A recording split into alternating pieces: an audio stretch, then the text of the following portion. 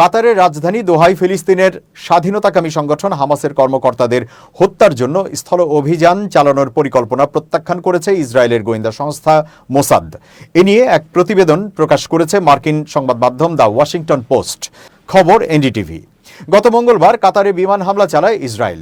এই হামলার লক্ষ্য ছিল হামাসের সিনিয়র নেতাদের হত্যা, কিন্তু এতে ব্যর্থ হয় তেল আবিব। তবে এই হামলার সঙ্গে মোসাদের সংশ্লিষ্টতা ছিল না। সরকারি এক বিবৃতিতে বিষয়টি উল্লেখ করা হয়েছে। এর সঙ্গে সংশ্লিষ্ট দুটি ইসরায়েলি সূত্র জানিয়েছে, দোহায় স্থল অভিযানের পরিকল্পনা ছিল প্রধানমন্ত্রী নেতানিয়াহুর, কিন্তু তাতে রাজি হয়নি মোসাদ।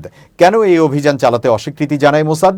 এই বিষয়ে ওয়াশিংটন পোস্টের খবরে বলা হয়েছে, কাতারে স্থল অভিযান চালাতে অস্বীকৃতি জানায় মোসাদের প্রধান ডেভিড বার্নিয়ে। কারণ এর ফলে কাতারের সঙ্গে মোসাদের যে সম্পর্ক গড়ে উঠেছে সেই সম্পর্কে ছেদ পড়তে পারে। ওই হামলায় হামাসের ভারপ্রাপ্ত নেতা খলিল আল হায়াকে হত্যা করতে ব্যর্থ হয় ইসরায়েল। তবে তার কয়েকজন সহযোগী এবং কাতারের একজন পুলিশ সদস্য নিহত হয়। বিশ্লেষকরা বলেছেন, ইসরায়েলি প্রধানমন্ত্রী বেনিয়ামিন নেতানিয়াহু যুদ্ধবিরতি আলোচনার ব্যাপারে ধৈর্য হারিয়ে ফেলেছেন।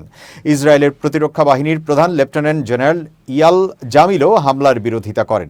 তবে কৌশল বিষয়ক মন্ত্রী রন ডারমার এবং প্রতিরক্ষা মন্ত্রী ইসরায়েল কার্টস প্রধানমন্ত্রী নেতানিয়াহুর হামলা চালানোর পরিকল্পনাতে সম্মতি জানায়। তবে এই পরিকল্পনা বাস্তবায়নে বিরোধ এড়ানোর জন্য জিম্মিদের মুক্তিতে গুরুত্বপূর্ণ দায়িত্ব পালন করা আইডিএফের সিনিয়র অফিসার নিজ্জান অ্যালকে বাইরে রাখা হয়।